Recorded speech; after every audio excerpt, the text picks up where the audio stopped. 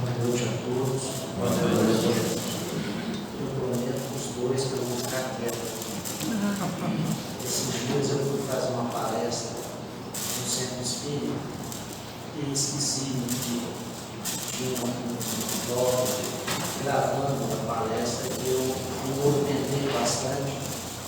Depois da palestra eu quase apanhei, porque custou conseguir me acompanhar. Mas eu prometo que eu vou ficar aqui mais quieto. De início, nós temos que agradecer o fato de nós nos encontrarmos aqui nesta noite, porque isso se constitui para todos nós uma grande oportunidade. Uma oportunidade que normalmente nós não nos proporcionamos, não nos dispomos a ela, a refletir em torno da importância da mensagem do Evangelho do nosso Mestre Jesus. Eu me recordo que há alguns anos atrás eu fora convidado a fazer uma breve explanação, uma palestra em um determinado centro espírita na cidade de Uberlândia, um centro do qual eu havia me afastado há cerca de 20 anos pelas injunções da vida que nos levam às vezes a não nos permitir a fazer aquilo que nós tanto gostamos. Mas fora convidado e ali compareci. E lá chegando, o centro estava em festividades, comemorando a sua fundação, 85 anos de idade aquela instituição. E me fora passado como tema uma abordagem a respeito da essência da mensagem do nosso Mestre Jesus. Mas o centro se encontrava em festividades e o tempo foi passando, o tempo foi se precipitando em meio a tantos acontecimentos que ali se verificava que quando tudo terminaram as festividades, o presidente do centro veio até a mim, que era um colega de mocidade, da época da mocidade, e disse para mim: olha, você me desculpa, porque agora nós só temos 5 minutos. 5 minutos para que você desenvolva a temática que lhe fora proposta. Falar sobre a missão, a essência da mensagem desse nosso grande mestre Jesus. E aí eu falei: poxa vida, mas que situação mais difícil, porque nós poderíamos ficar aqui a noite toda, até semanas, falando a respeito de Cristo, da sua mensagem, dos seus exemplos, de suas passagens, que tanto nos dignificam, ou pelo menos poderiam dignificar, se nós nos predispuséssemos a entender esta mensagem.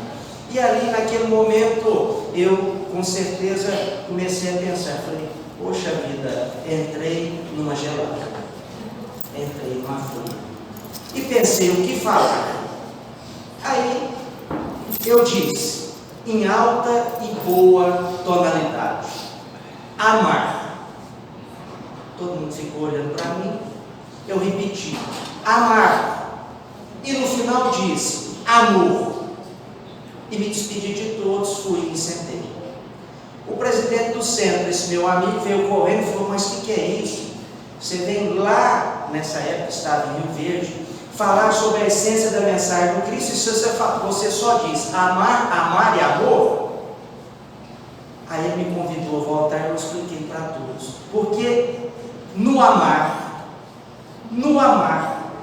e no amor, nessa qualidade, nós encontramos a grande síntese, a essência da mensagem do nosso Mestre Jesus.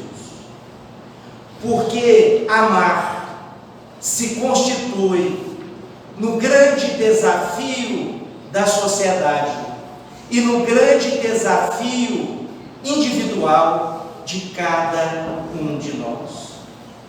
Por não amar, por observar a mensagem do Cristo, por não vermos em Jesus a personificação do amor, este sentimento maior, é que nós empreendemos uma jornada cheia de dificuldades, dificuldades estas que nós criamos para nós mesmos, a partir do momento em que nós passamos a compreender que nós somos os verdadeiros herdeiros de nós mesmos. Quando naquele tempo, naquele prazo diminuto, nós falamos em amar, na necessidade de amar, o amor não como uma das alternativas. Jesus deixou isso bem claro para nós. O amor não era uma das alternativas colocadas à nossa disposição, mas a única capaz de estreitar os laços, a distância que ainda existem entre nós com o Pai, com a divindade. Por isso é que a mensagem do Cristo, a par dela ser consoladora, porque nós sempre ouvimos a assertiva, a afirmativa de que a mensagem do Cristo é consoladora, e realmente ela é, em toda a sua plenitude. Mas acima de tudo, ela é libertadora, porque através dos exemplos do Cristo são lançados sobre nós, e assim Ele fez, os germes, os embriões capazes de nos mover no sentido de desenvolver este sentimento que ainda lamentavelmente se encontra escasso em nossos corações e de consequência em nossas ações. Jesus, nós ainda não compreendemos em toda a sua dimensão, em toda a sua amplitude, a sua mensagem. Mas a mensagem de Jesus, como dizia Chico, é simples. É simples. Nós é que a complicamos.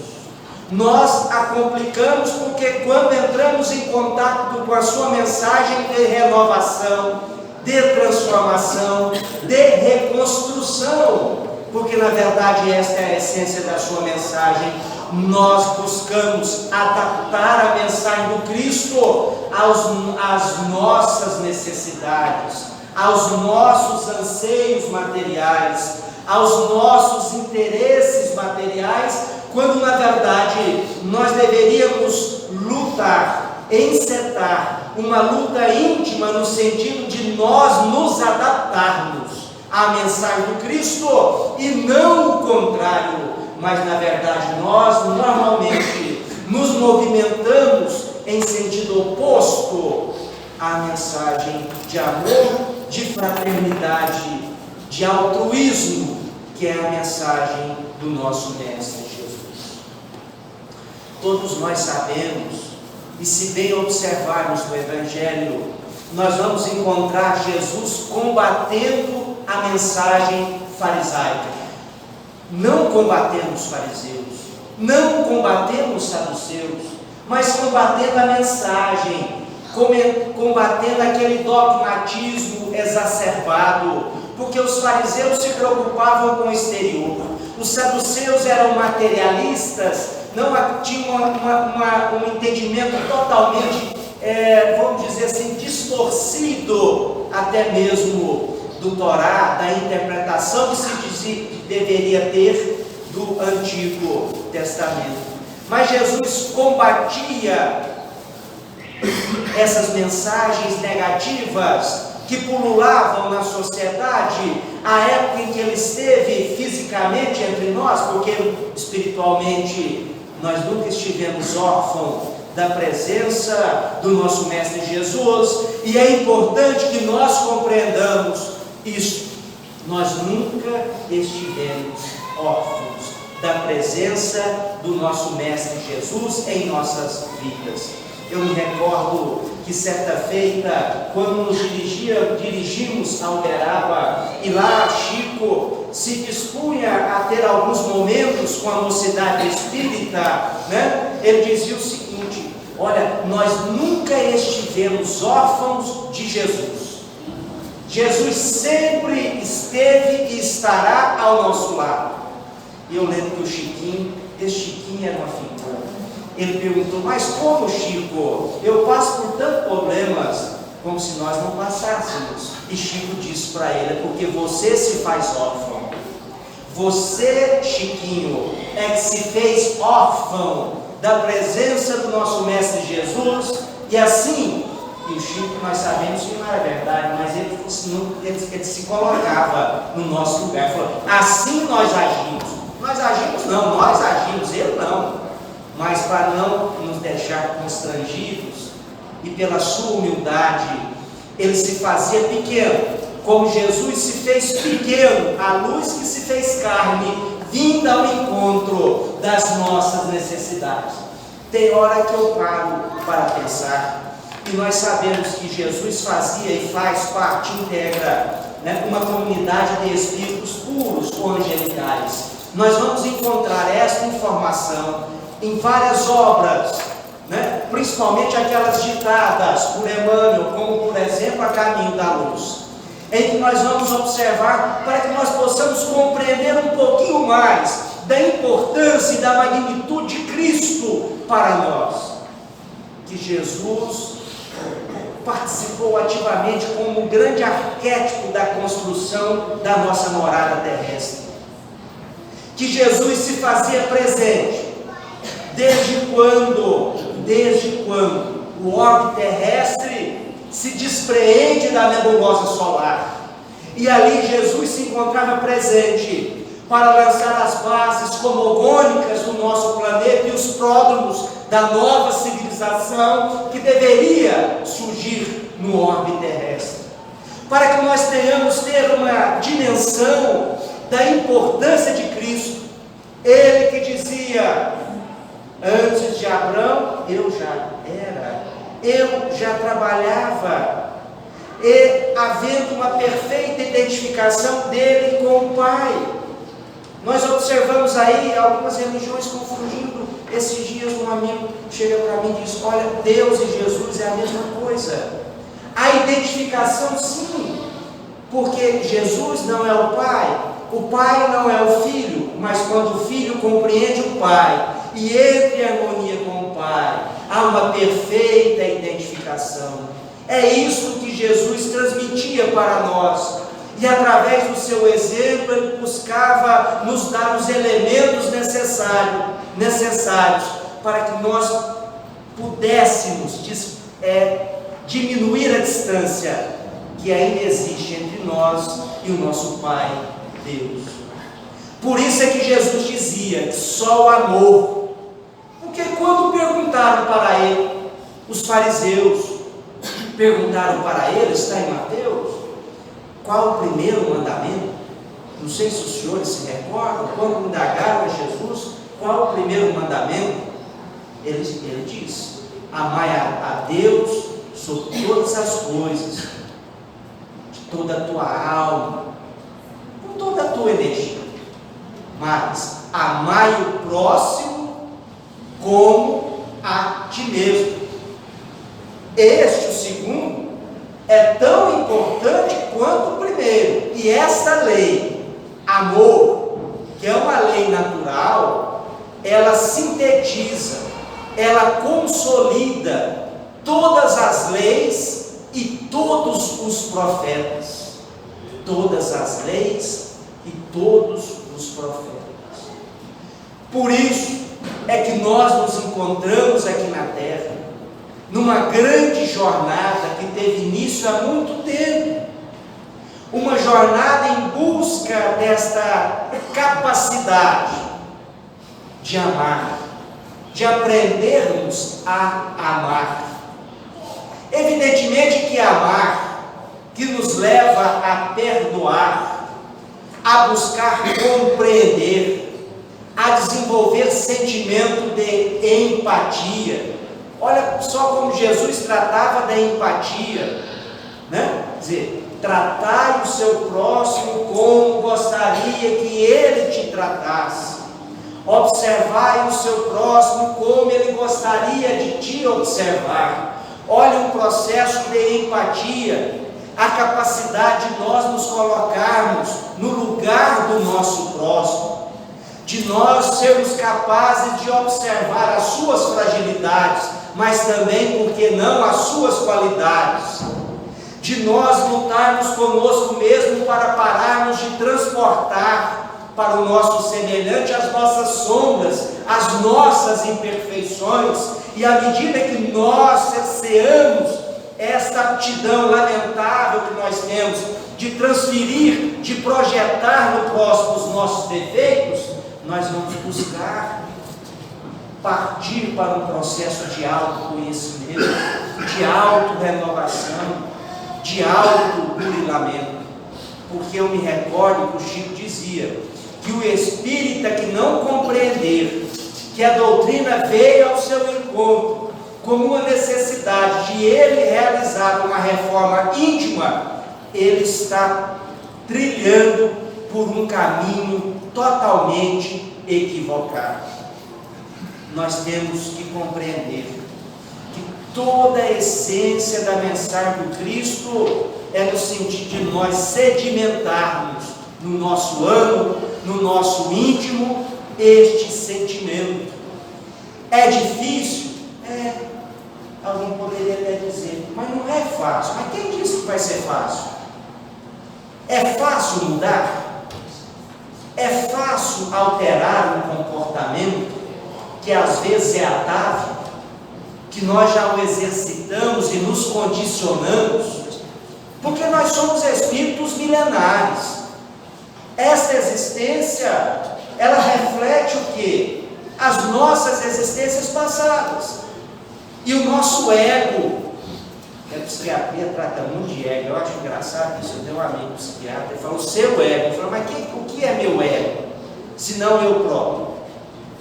Não, o psiquiatra tem essa mania. Esse meu amigo sempre diz, o seu ego é que está deformado, então sou eu. Porque o ego faz parte, é intrínseco a mim. Mas isso é uma desculpa, o senhor sabia disso? É uma desculpa, porque quando a gente trata o ego dissociado da gente, quem erra não sou eu, é o ego. Coitado do meu ego, está super carregado, carregadíssimo. Certamente quando eu desencarnar, o meu ego é que vai sofrer. Eu não, porque o ego é o culpado. Ah, isso é besta. Evidente que não é assim. O ego é aquilo que nós trazemos, as nossas qualidades, fruto das nossas existências passadas.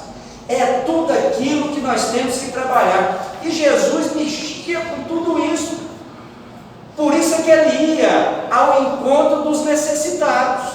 E por isso que ele veio para os necessitados. E quem são os necessitados?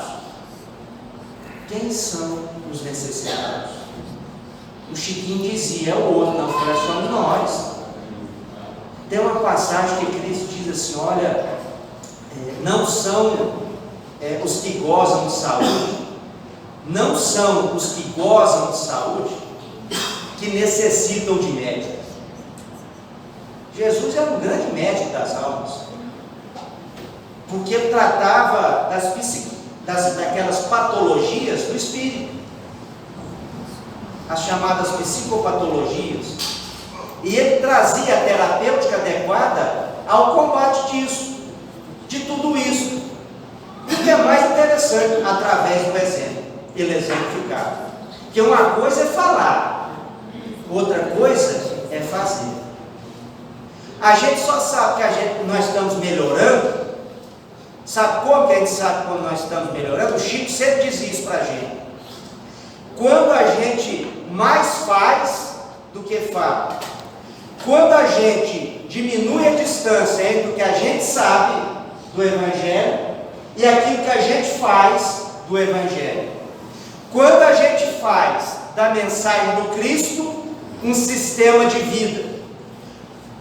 O Chico dizia o seguinte, Se eu fosse aguardar, se eu fosse esperar me tornar bom para buscar auxiliar o próximo, eu nunca auxiliaria meu semelhante, porque ficaria impossível.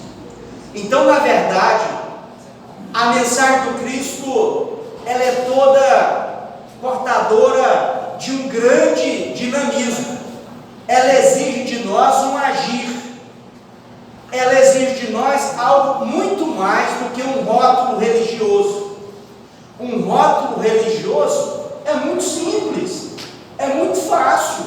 A gente tem no centro todo sábado, toda quinta, toda terça. Eu tenho um amigo meu que vai toda terça, toda quinta, todo sábado e vai domingo. Mas até quando nós estamos aproveitando este ensejo de termos este acesso ao Evangelho de Jesus, de ouvir sobre a mensagem do Cristo e fazer com que essa mensagem seja para nós uma realidade capaz de nos transformar, ou simplesmente uma promessa, uma retórica, algo distante? Então, o rótulo religioso, ele não serve.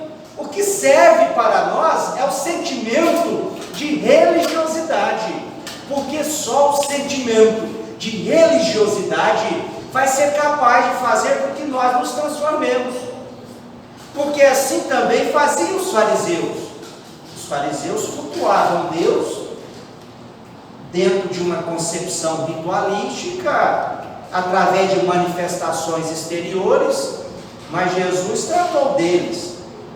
O que Jesus falava? Brancos por fora e por dentro. Todos nós nos recordamos, né? Jesus tinha a perfeita equação entre o ânimos e o ânima, a energia e a misericórdia.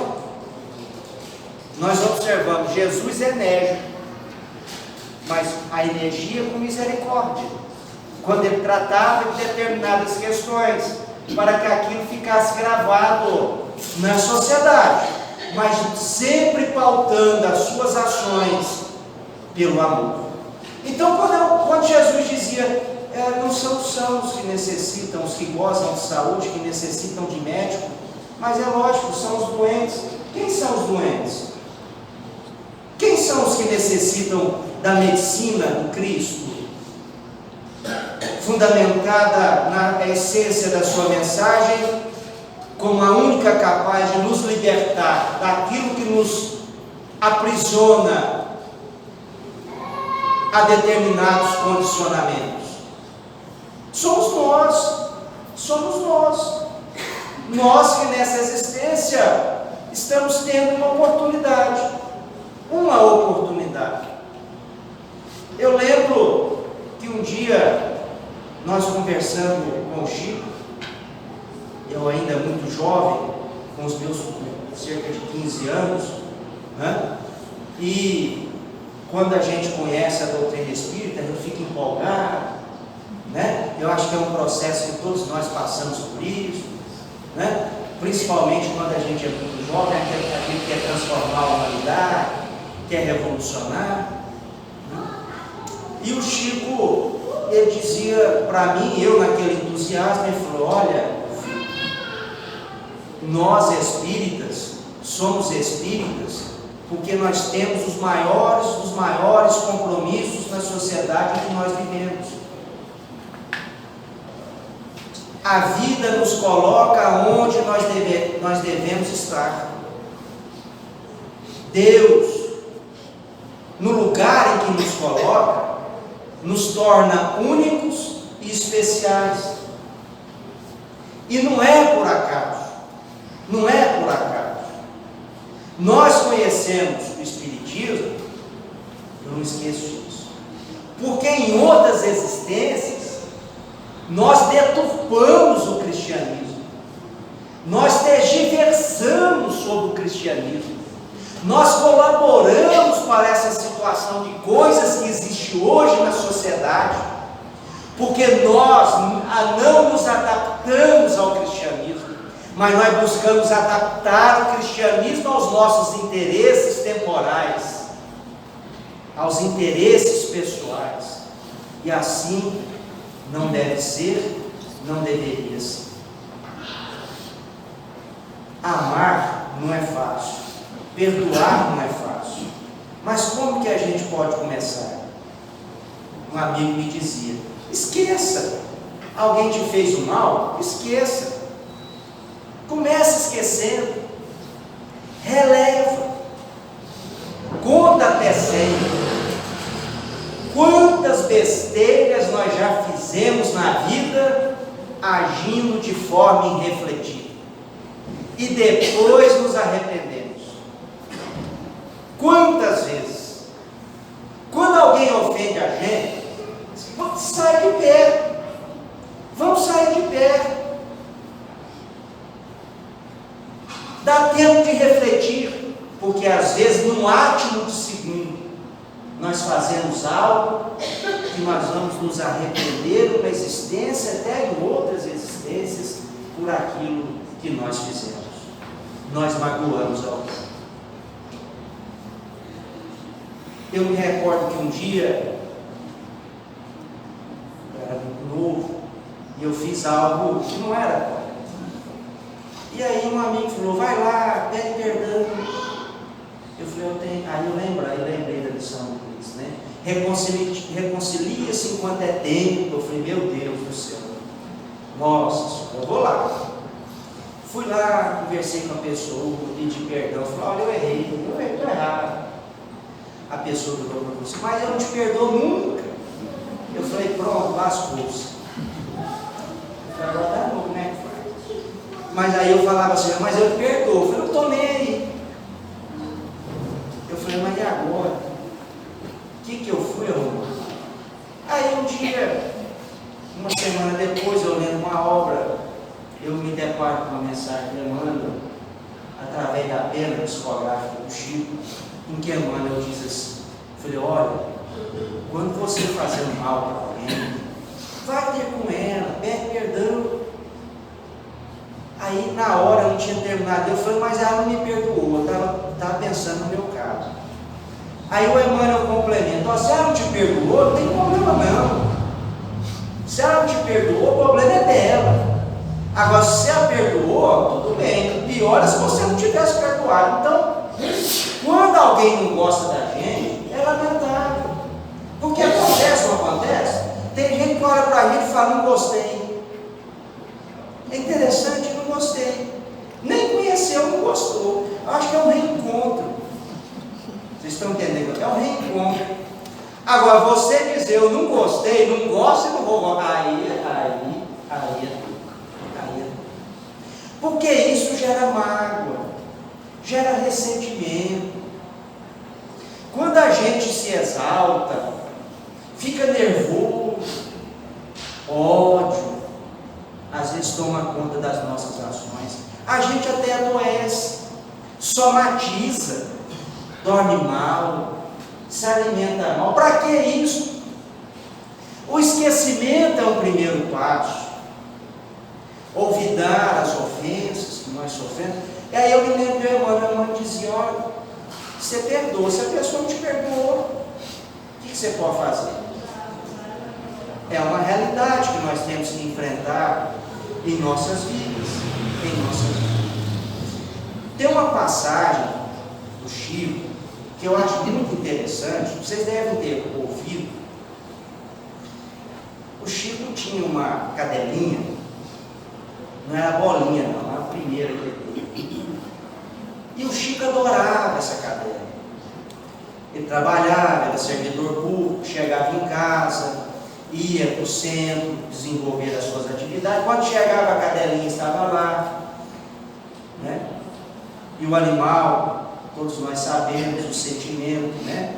Serve até de exemplo, deveria servir de exemplo para nós em determinadas circunstâncias, que é o chamado amor incondicional, amor ágape, sem interesse nenhum, né? Dá exemplos para nós. E a cadela do Chico adoece, fica doente, e o Chico acorda de manhã, todo dia de madrugada, para dar remédio para a cadela, leva para o veterinário, e a cadelinha doente, e o Chico preocupado com a cadela, né? E aí uma pessoa conhecia o Chico, tinha até um certo grau de afinidade com o Chico, se condoeu da situação do Chico e resolveu: eu vou tirar a existência dessa cadela. O Chico está sofrendo demais, ele não pode sofrer. Olha só que ignorância. E a pessoa vai e abrevia o lapso temporal de permanência da cadelinha no nosso meio. E o Chico chega em casa um certo dia, uma certa noite, depois dos trabalhos, e a cadelinha. E chega ao seu conhecimento que aquela pessoa havia tirado a vida daquela cadelinha que ele tanto amava. E diz o Chico que ele ficou com um sentimento de mágoa muito grande. Você vê o Chico, pô, como é que faz isso? A cadela que eu tanto amo, e ele não conseguia desvencilhar-se daquele sentimento. Até que um dia o Emmanuel vem ter com ele e diz: olha, Chico, você está com uma nuvem negra na região do coração, você tem que resolver isso. Esse sentimento de mágoa, ressentimento, isso está te fazendo mal, isso pode até te causar uma doença, os canais coronários. E outra, está até atrapalhando o desenvolvimento das atividades mediúnicas, está te atrapalhando o trabalho de psicografia lá no centro. Você tem que dar um jeito. Aí o Chico pergunta para ela: não, o que eu faço? Não, você vai procurar a pessoa que tirou a vida da sua cadelinha e vai perguntar para ela o que ela está necessitando. E ela vai te dizer o que ela está necessitando, você vai dar para ela de presente.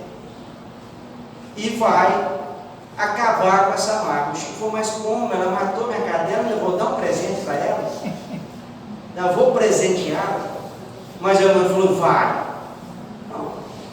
O Chico, muito disciplinado, foi. Chegou para a pessoa e falou: olha, como é que estão as coisas? Tudo bem? A senhora está precisando de alguma coisa? Ela falou: estou precisando de uma máquina de costura. A mulher era costureira. Uma máquina de costura. A máquina de costura é a máquina de costura, essas máquinas mais modernas e tal. Aí o Chico voltou, conversar com o Emmanuel, né? Falou: Emmanuel, não vai dar. Essa máquina de costura é cara demais. E eu sou servidor público, não vou ter condições de pagar essa máquina de costura. Emmanuel disse: não, nem que seja para você pagar em outras reencarnações, mas você vai dar a máquina para a mulher, para acabar com isso. Pois o Chico foi lá, comprou a máquina, deu para a mulher. Fez isso. Que ele, entre aspas, reconciliou-se, acabou com aquela mágoa, aquele sentimento que se constituía em um verdadeiro peso, e nós já passamos por isso.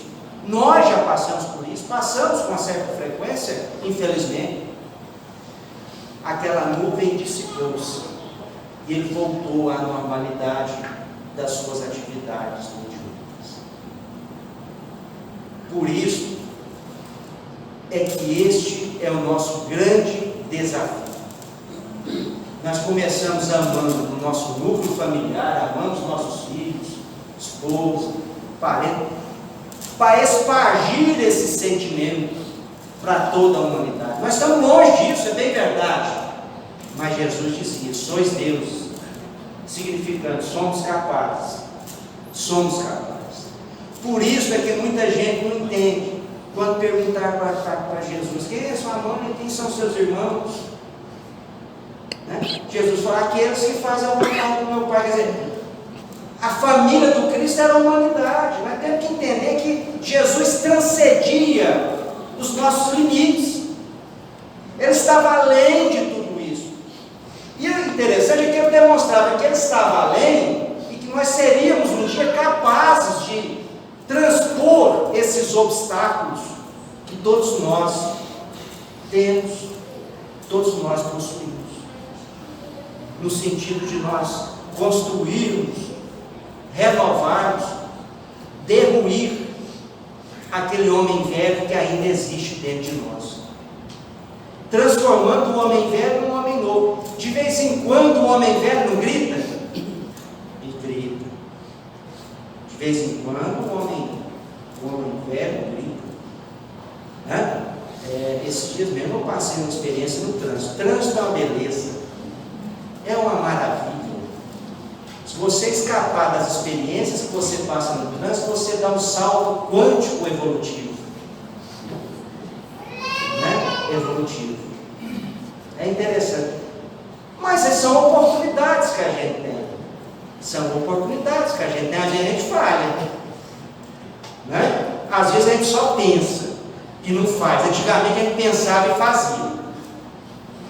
Já é algo. Já é algo. Às vezes a gente tem pensamentos que não são positivos, são negativos. Mas antes, a gente não só pensava, como materializava. A bem da verdade, vou dizer uma coisa. Muitos dos que estão aqui, há alguns anos atrás, nunca pensaram em estar aqui e se recusavam. Se recusavam algum dia na sua existência.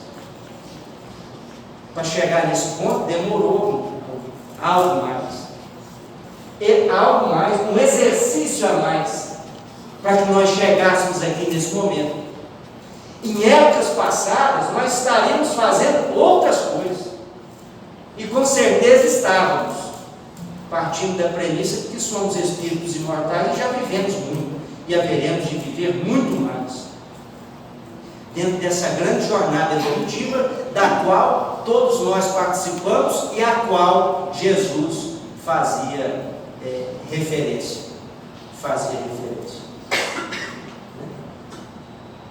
Então, nós chegamos à conclusão de que a mensagem do Cristo é no sentido de que nós nos exercitemos, no sentido de materializar as suas lições no nosso dia a dia, vivenciando-as, tornando-as reais para nós, entre tropeços e soerguimentos, nós haveremos de chegar.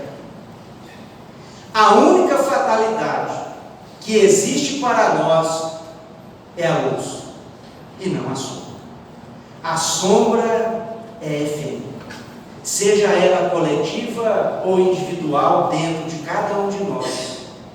Nós seremos capazes de fazer com que a luz afaste a sombra individual que ainda existe dentro de cada um de nós. Jesus diz: eu sou o caminho, a verdade e a vida.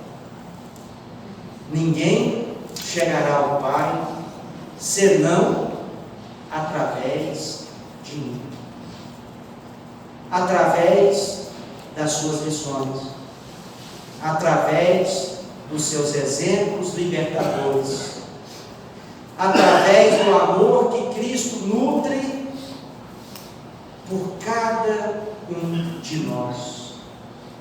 Ele que nos aguarda, como certa feita disse o professor, há milhões de anos, há séculos, nos aguarda um sinal receptivo no sentido de recebê-lo em nossos corações, de exteriorizá-lo em nossas emoções, de fazer com que esse Cristo seja um Cristo vivo e não aquele Cristo distante, impossível de ser alcançado, porque esta não, com certeza não foi e jamais poderia ser a mensagem daquele que nos veio mostrar o caminho que nós devemos seguir para a nossa própria felicidade, para a nossa própria redenção.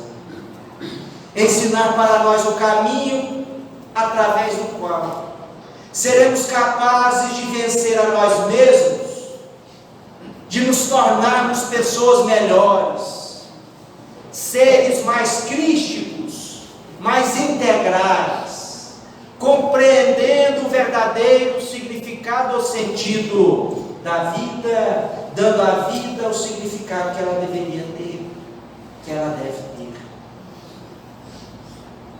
Nós não somos nada, nós estamos.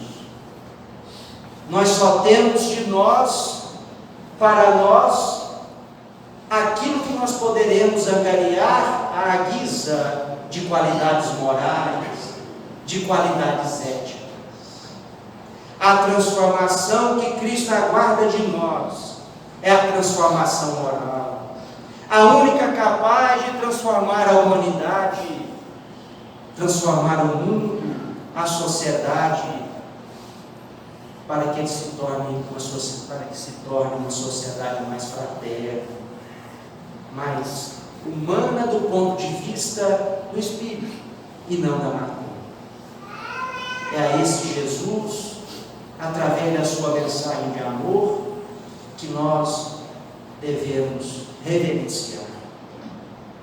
Se queremos reverenciar o Cristo em nossas vidas, vamos lutar, nos soerguer, confiar em nós, que nós podemos, que nós somos capazes de vencer a sombra que ainda ofusca a luz que germina dentro de cada um de nós.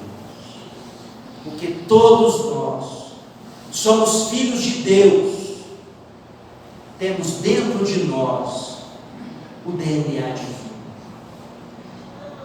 Portadores dessas qualidades, ainda em fase embrionária, vamos nos esforçar à luz do Evangelho de Cristo para desenvolvermos estas qualidades que todos nós somos capazes de realizá-las em nossas vidas.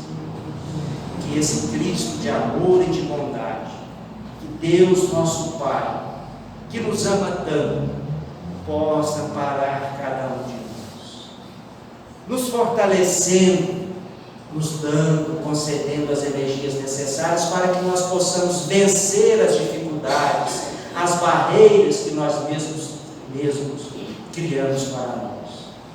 E só assim nós poderemos nos transformar em verdadeiros cristãos, homens verdadeiramente de bem, mulheres de bem, e contribuindo para a construção de uma sociedade melhor, de uma humanidade que se prepara nessa fase aguda de transição para os acontecimentos que virão, indispensáveis para que essa transição se torne em uma realidade e que nós possamos gozar, usufruir desse mundo regenerativo que se aproxima, mas conscientes de que isso só ocorrerá se nós fizermos a nossa parte, tendo como parâmetro, como exemplo, essa figura excelsa do nosso Mestre Jesus.